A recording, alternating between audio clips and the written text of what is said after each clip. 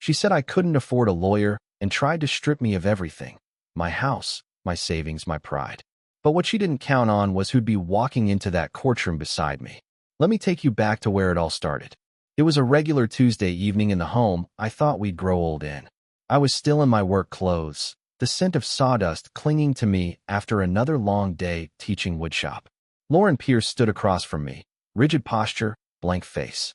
For a second, I figured she was about to tell me something bad had happened, maybe some family emergency or her mother's health taking a turn. But when she opened her mouth, her voice was cool and precise, missing every trace of the warmth that used to define us. "Andrew," she said, setting a manila folder on the coffee table between us like a judge dropping a sentence. "It's over. I want a divorce." For a moment, the words didn't even land. I just stared at her, searching her face for something human, sadness, guilt, hesitation. But there was nothing, just calm certainty, like she'd practiced this moment until it no longer hurt. "You what?" I finally managed to say, my voice catching somewhere between disbelief and fear. She folded her arms and leaned back against the couch, steady as a stone. "I've already talked to a lawyer," she said, nodding toward the folder. "These are my terms." I didn't bother opening it. I didn't have to. She started listing them one by one, like she was reading off a grocery list. She wanted the house. Our house. The one my grandfather helped me buy when we were just starting out. She wanted 70% of our savings and 5 years of spousal support. My throat went dry. 8 years of building that place from the ground up. Every floorboard sanded, every wall repainted, every dollar saved, reduced to bullet points in her demands. She wasn't leaving me.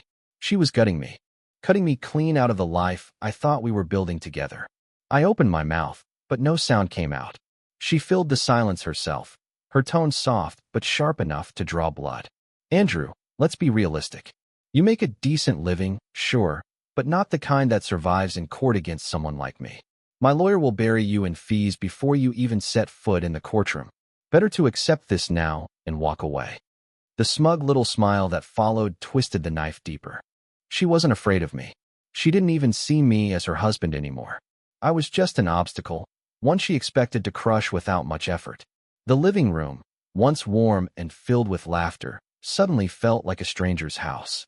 I looked around at the framed photos on the wall, birthdays, vacations, all those smiling moments that now felt staged. They stared back like ghosts mocking me for believing any of it was real. "Victoria," I started, my voice cracking under the weight pressing on my chest.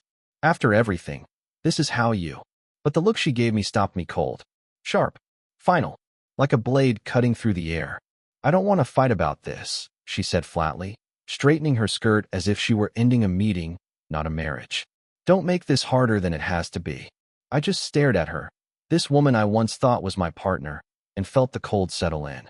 I never imagined she could look at me like that, with not just detachment, but superiority, like she'd already won. The silence that followed was unbearable. My heart pounded so hard I could hear it. She thought she'd cornered me. She thought I was powerless. And maybe I was, or maybe I just wanted her to think that. I took a slow breath and let my shoulders slump. "You're right," I said quietly. The change on her face was instant. Relief, satisfaction, victory, all rolled into one smug little smile. She'd expected a fight and got surrender instead. "Good," she said briskly, rising from the couch. "I'm glad you're being sensible. You'll get the official papers next week." She picked up her handbag, adjusted her jacket, and walked out of the room with the confidence of someone leaving a deal they'd just won. The door shut behind her with a dull thud that echoed straight through my chest. I sat there for a long time, staring at that folder she'd left behind. My hands trembled, not from anger, not yet, but from something heavier. The house felt empty, stripped of warmth, like it already belonged to someone else. I wasn't just hurt. I wasn't just shocked. I felt small, like a man who'd already lost the fight before it began. At least, that's what she believed. The days that followed blurred together. I went to school, stood in front of my students, taught them how to sand an edge or join dovetails, but my words didn't sound like my own. When I came home, the silence hit harder than ever.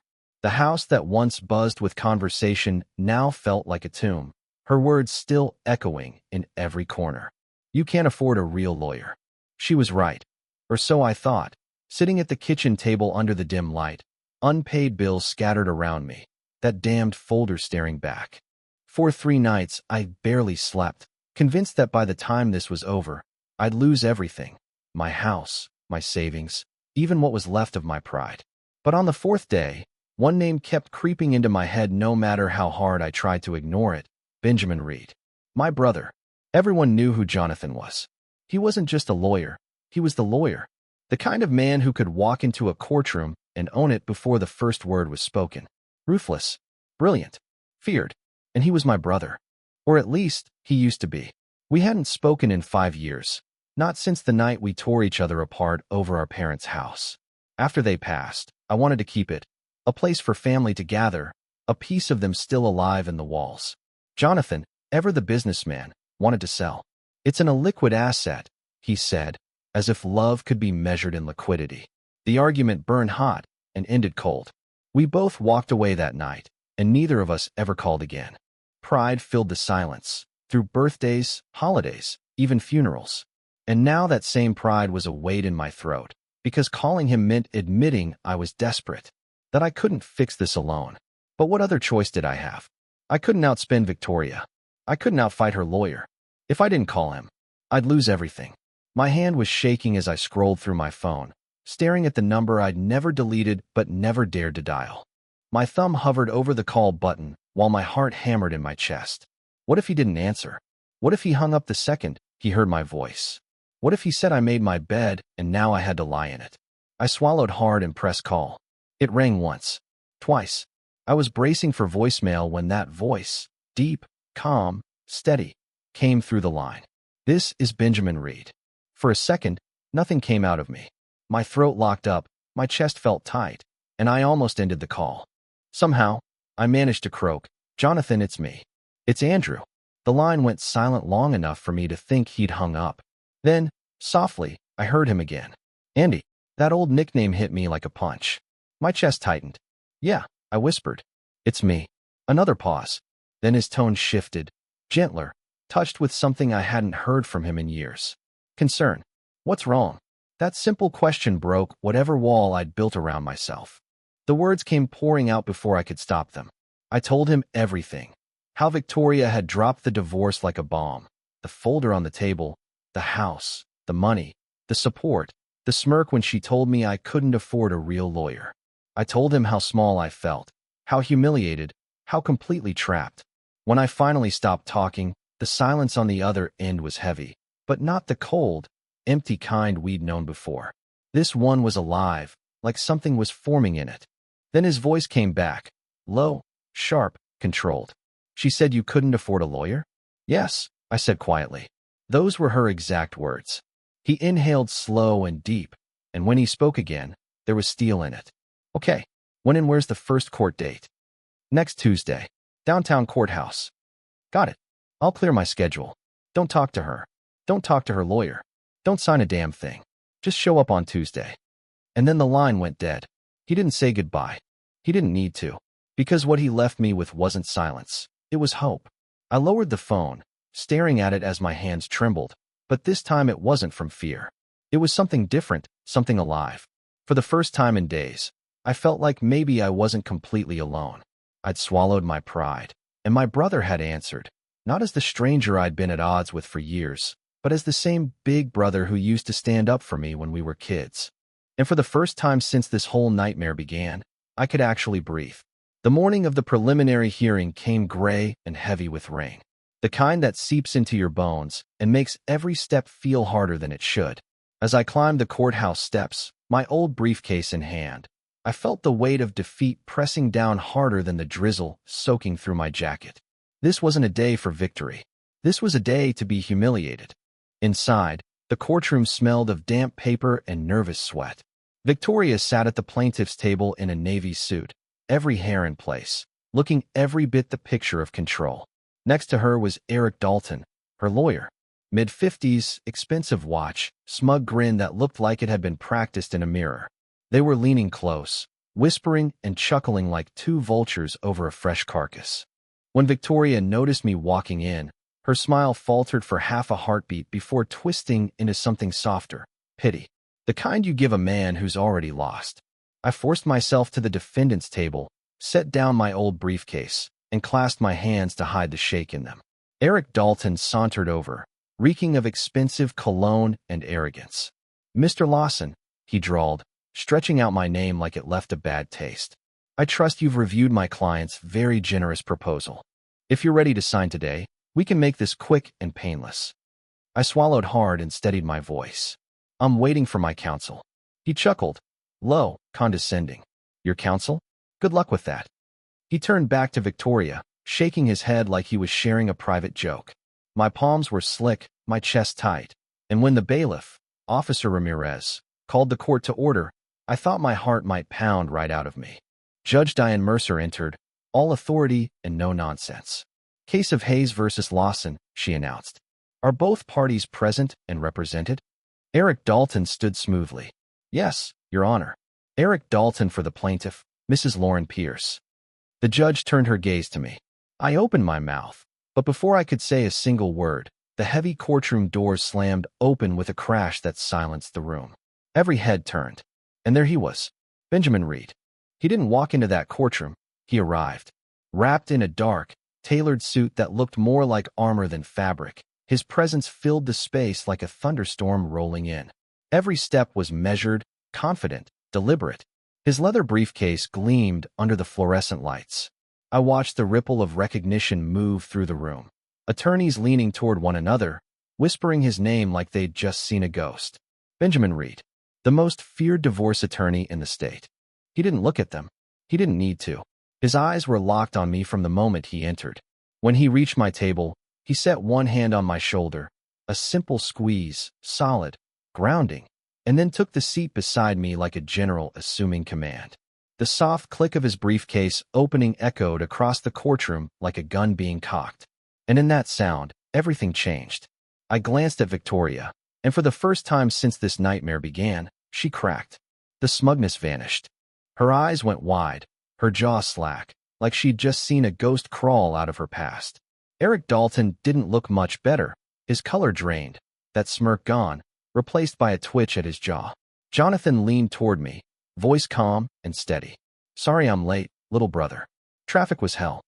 My throat tightened, my eyes burned, but I managed a small nod.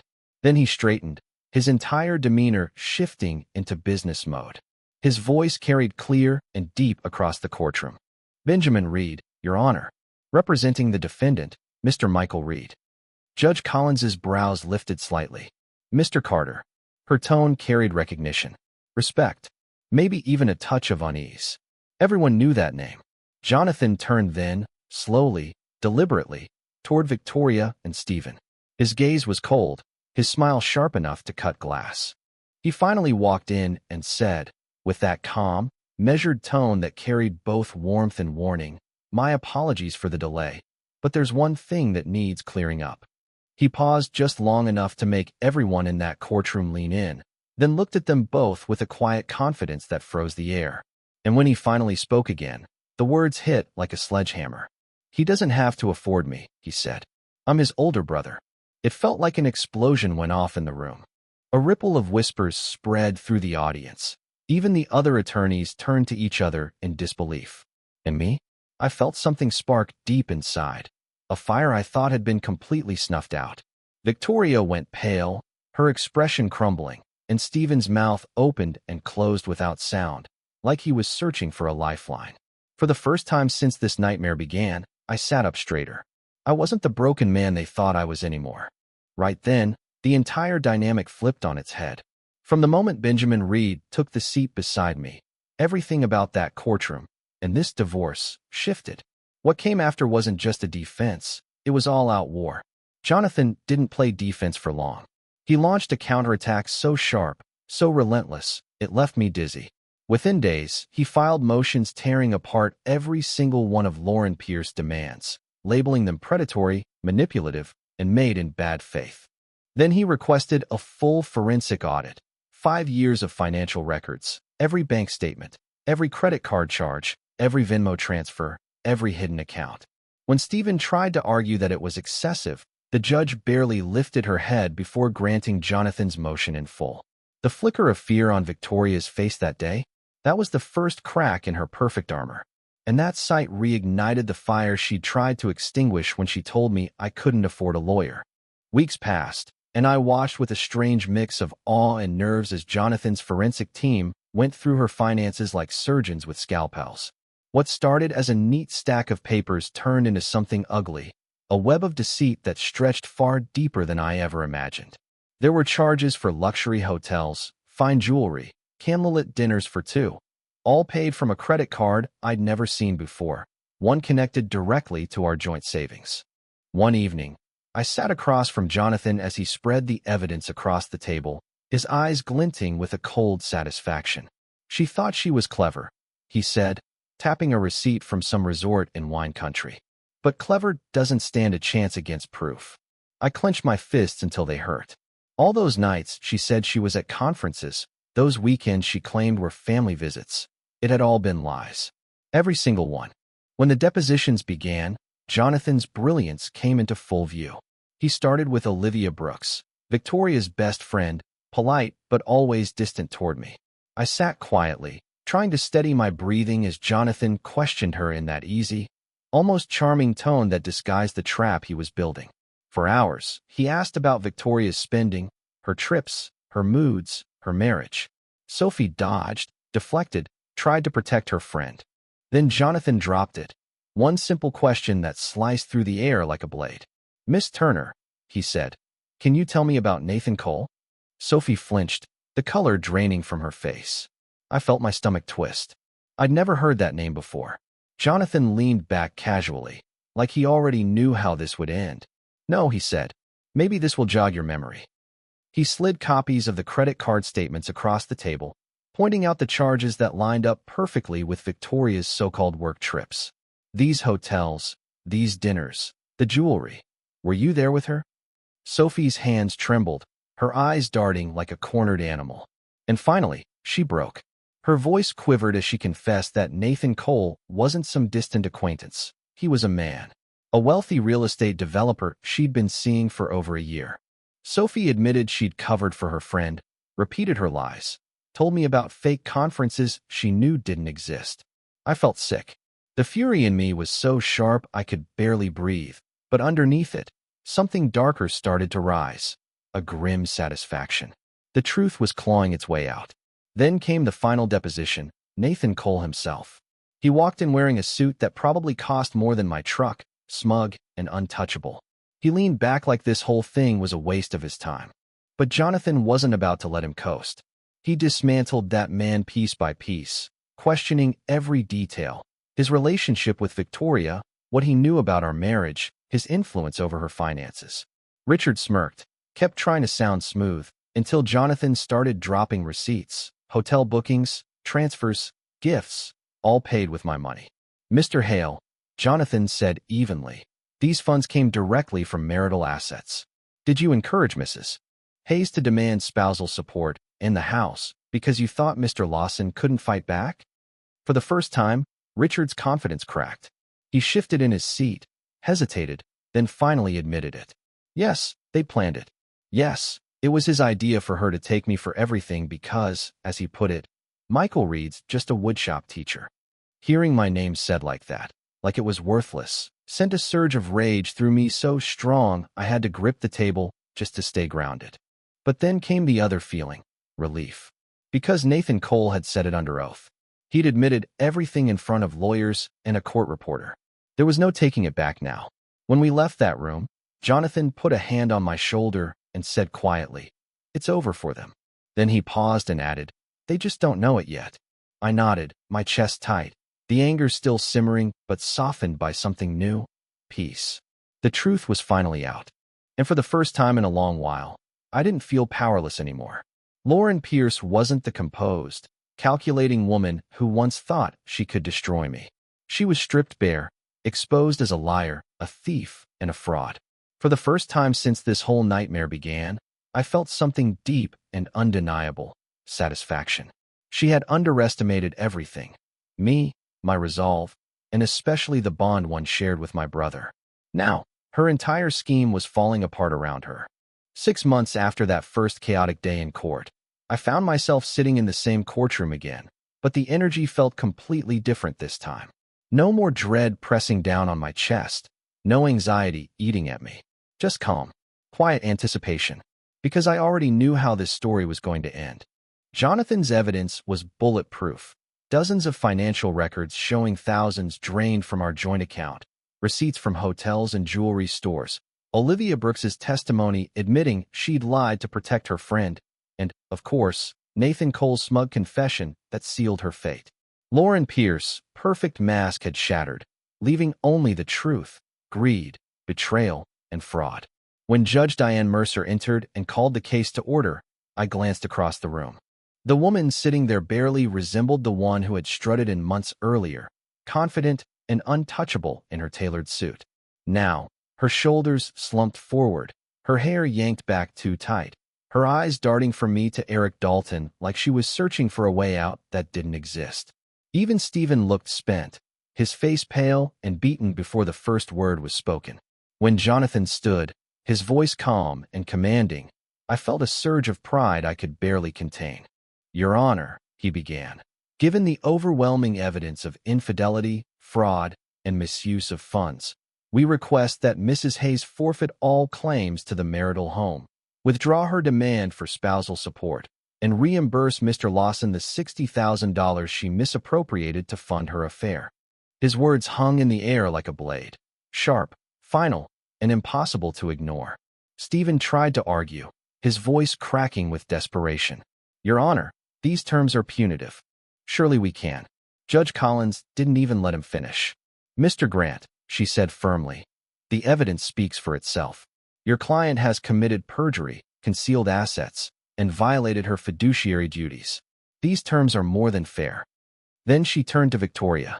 "Do you understand you're accepting these conditions?" Victoria's lips trembled. "Yes, Your Honor," she whispered. Watching her say those words, watching that last ounce of arrogance drain out of her, brought a kind of satisfaction that went bone deep. This was the same woman who once looked me in the eye and said I was too weak, too poor, too small to fight her. Now she was leaving with nothing. Not just empty-handed, she owed me money. When the gavel came down, the sound hit me like a rush of oxygen. Jonathan leaned in close and whispered, "It's done. She's got nothing left." I nodded, a lump forming in my throat. Across the aisle, Stephen gathered his papers in silence, his face ashen. Victoria just sat there, frozen, staring at the table like she couldn't bring herself to look up. For a brief second, I almost felt sorry for her. Almost. But then I remembered her smirk the night she told me I couldn't afford a lawyer, and that pity vanished instantly. The fallout came fast. Word of the case spread through every corner of our social circle. People who once hovered around her at parties suddenly kept their distance, unwilling to get caught in the mess. Some of them had been dragged into depositions, forced to tell the truth under oath, and they wanted nothing to do with her now. I heard whispers that her co-workers had turned cold, her reputation in ruins. And as for Nathan Cole, the man she'd gambled her marriage and reputation on, he vanished. He wanted nothing to do with a woman branded publicly as a liar and a cheat, a woman who had lost spectacularly in court. He was drawn to power and status. And Victoria had become neither. I won't pretend I didn't enjoy watching it all crumble. I had pictured her downfall in countless sleepless nights, and now it was real. But what I felt wasn't just relief. It was something sharper, almost joyful. When I told Jonathan, he just nodded. "She wrote her own ending, Andy," he said. "You just had to let her finish it." A few days later, I saw her again. I was walking down the courthouse hallway when she stepped out of Eric Dalton's office. She looked smaller somehow, fragile, clutching a pile of papers like they were all she had left. Her eyes met mine for a split second, and all I saw was exhaustion and shame. She opened her mouth, maybe to speak, but no sound came. I just gave a small nod, steady and calm, and walked past her. For the first time, I felt completely free. The anger, the humiliation, the weight of it all, it was gone. The victory wasn't about taking back money or property. It was about taking back control of my life. She no longer had the power to define me, to make me feel small. She had underestimated me and my family, and now she was paying the price.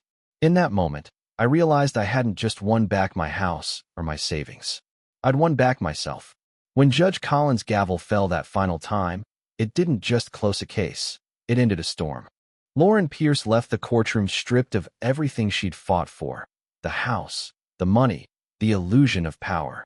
Even her lawyer, Stephen, looked like a man who'd been through hell. And when Officer Ramirez escorted them out, I knew it was finished. Beside me, Jonathan closed his briefcase with a sharp click. He didn't need to say anything. His quiet presence said it all. For the first time in months, I felt peace, real, grounded peace. But beneath that calm was something deeper, something more personal than victory in court. It wasn't just about the win. It was about my brother. A week later, Jonathan called me. His tone was softer than I'd ever heard it. "Meet me at the old place," he said. "You know the one." My chest tightened immediately. He meant our parents' house, the place that had split us apart 5 years earlier. That Saturday, I drove out under a clear blue sky. When I pulled up the gravel drive, I saw him sitting on the porch steps, elbows on his knees, looking more like the brother I grew up with than the hard-edged attorney who'd just dismantled my ex-wife in court. The house behind him looked tired, weathered by time. Peeling paint, sagging gutters, a relic of our stubborn pride. He looked up and gave me a small nod. "Andy." I sat beside him. We didn't talk right away. The silence between us wasn't heavy this time. It felt tentative, like peace trying to take shape. Finally, he let out a long breath. "I was wrong," he said quietly. I turned, surprised. He kept his gaze fixed on the yard. Back then, I was so focused on turning everything into numbers, into assets. I forgot what this house meant. I forgot what it meant to you, to both of us. His words hit harder than any courtroom victory. My throat tightened, but I managed to speak. "I was wrong too," I said. I held on to the past so tightly, I couldn't see another way forward.